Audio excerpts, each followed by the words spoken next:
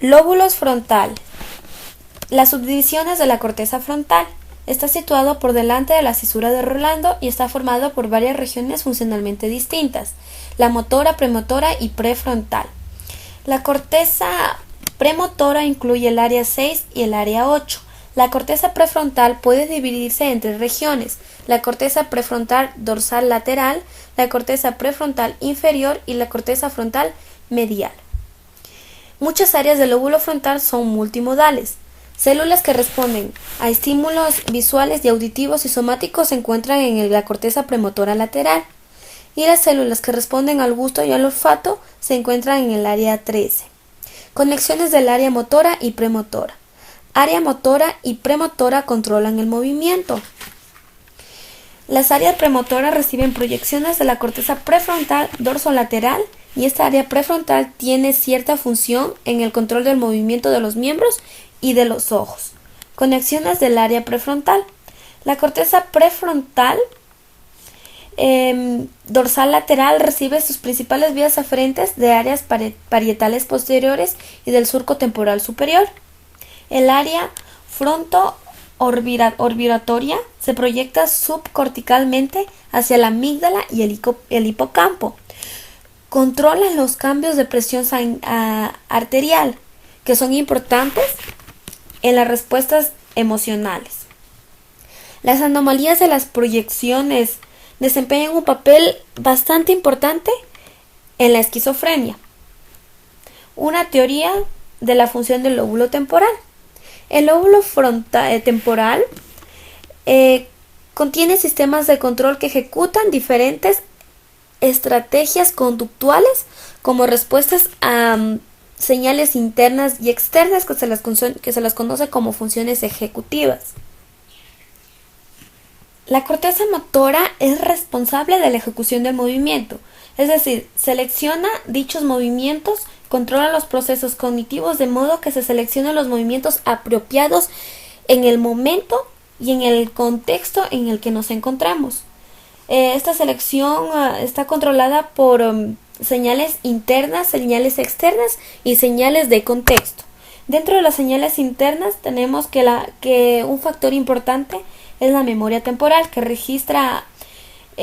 es un registro nervioso de los acontecimientos recientes y ordenados en el tiempo.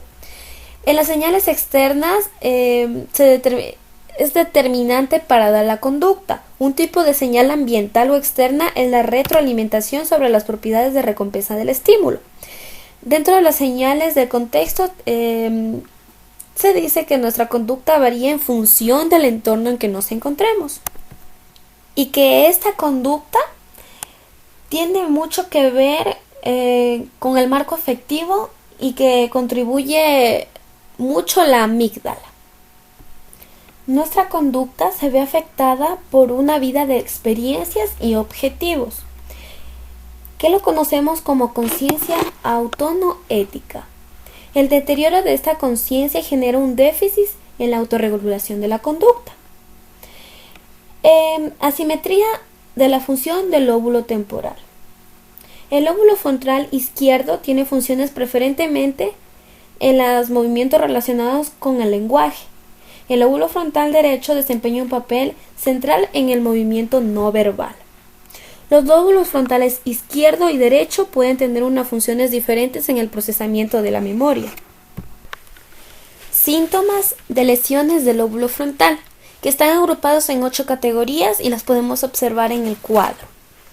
Alteraciones de la función motora. Las lesiones frontales pueden deteriorar la capacidad de una persona para realizar una amplia variedad de movimientos, para ordenar secuencias de movimientos e incluso para hablar.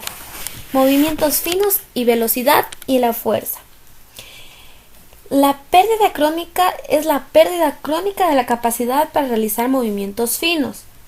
Es una pérdida en la velocidad y en la fuerza tanto de movimientos de las manos como de miembros contralaterales. Esta pérdida de fuerza no es simplemente un síntoma de lesión en el área 4, porque las lesiones restringidas en el área prefrontal también llevan a una reducción en la fuerza de la mano.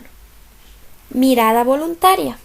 Las lesiones del lóbulo frontal produjeron también alteraciones en la mirada voluntaria, que es la dificultad que los pacientes con esta lesión frontal tratan.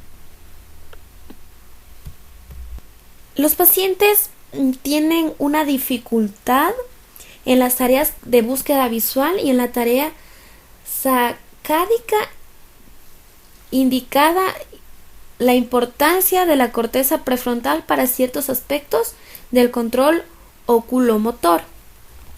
Tomberg argumentó que los movimientos voluntarios requieren de dos conjuntos de señales en lugar de una: un orden al movimiento a través del sistema motor, que realiza los movimientos de una señal desde el lóbulo frontal hacia la corteza de asociación parietal y temporal para preparar el sistema sensitivo para anticipar el acto motor.